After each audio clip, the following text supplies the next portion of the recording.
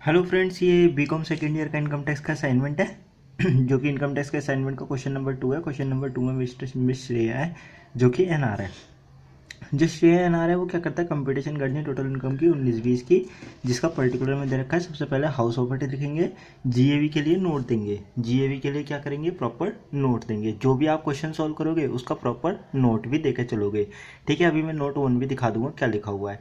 3 लाख आपकी जीएवी निकल कर आ रही है।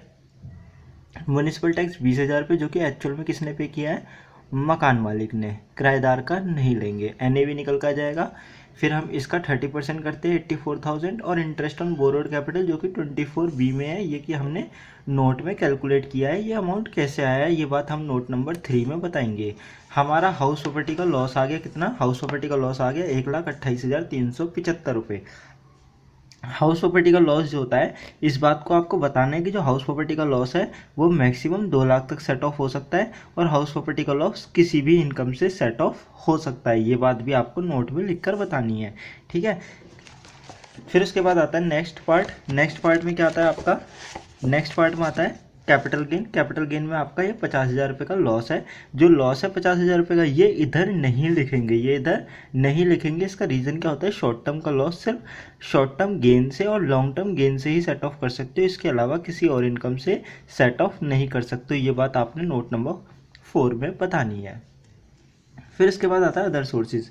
डायरेक्ट गिवन है, कोई दिक्कत नहीं है, सबका टोटल करेंगे, जीटीआई निकल कर आ जाएगा। 5,70,000 में से आपने हाउस प्रॉपर्टी की इनकम को माइनस किया, इसीलिए ये 4,41,000 आ रहा है।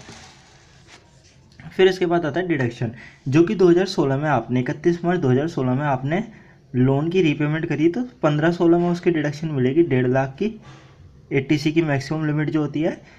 बट ये आप क्वेश्चन सोल्व कर रहे हो असेसमेंट ईयर 19-20, दैट इज 18-19 का, तो हैंस 80C की डिडक्शन आपको नहीं दी जाएगी।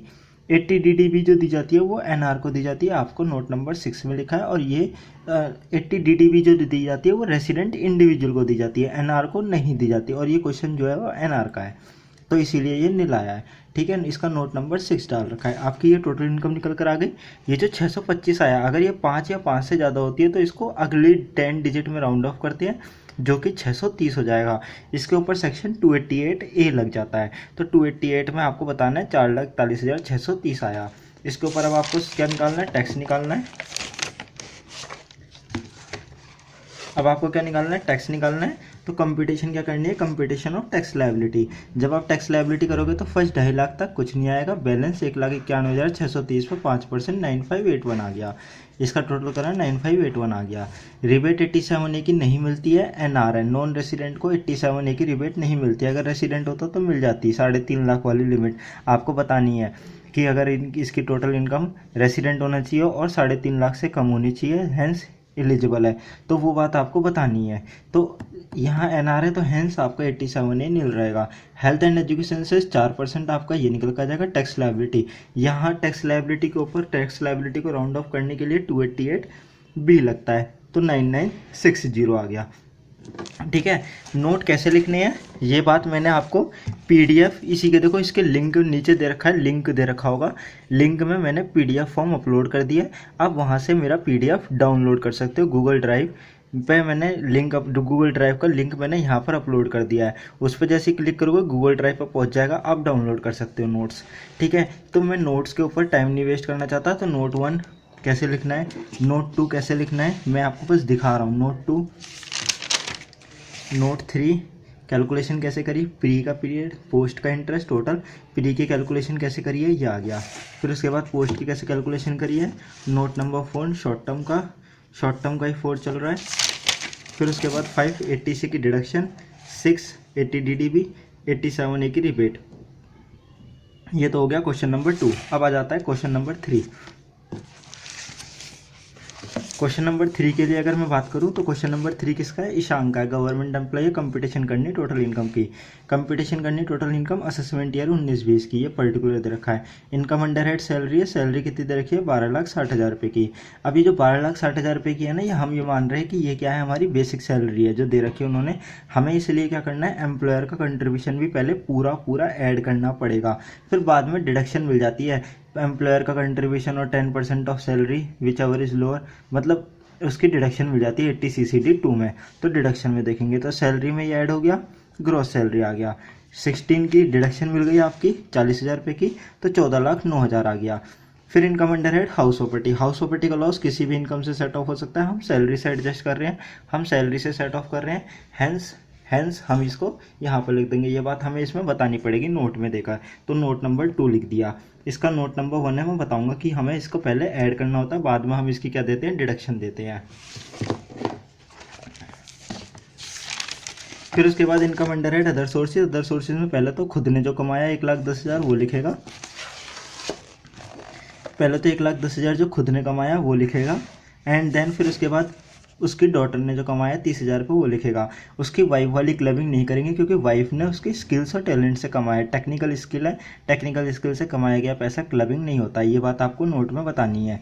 64(1) सेक्शन कहता है कि एग्जामिशन भी मिलती है 1,500 रुपये पर चाइल्ड, ये 1,500 रुपये माइनस हो जाएगा, 28,500 आ जाएगा, ये आपकी अदर सोर्सेज की इनकम हो गई। ये GTI निकल कर आ गया।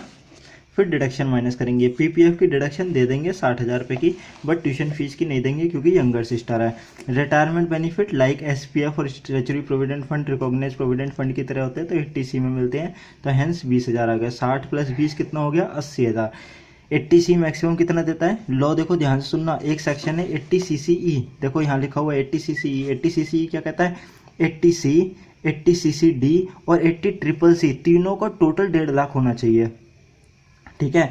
अब उन्होंने ध्यान से देखना, 60,000 + 80,000 और इसका कितना निकल कर आ रहा है, 1,26,000, सबका टोटल करा तो 2,06,000 आ रहा है। तो 80 CCE क्या कहता है, 80 CCE कहता है 80C, 80 CCD और 80 CCC, मैक्सिमम कितना होगा, 1.5 लाख होगा। तो बट कुछ अमाउंट क्लेम करना रह गया ना, कुछ अमाउंट क्लेम करना रह गया ना, तो लॉ क्या कहता है, लॉ ये कहता है कि अगर कोई अमाउंट 80 CCD में क्लेम करना रह गया जो कि एम्प्लॉय कंट्रीब्यूशन का था, तो फिर 80 CCD 1B का यूज़ करके मैक्सिमम 50,000 तक की और एक्स्ट्रा डिडक्शन ले सकते हो। हैंस आपका ये जो निकल कर आएगा 80 CCD 1B, तो 80 CCD 1B में आपको एडिशनल डिडक्शन 50,000 रुपये की मिल जाएगी, ये 50,000 रुपये आ गया।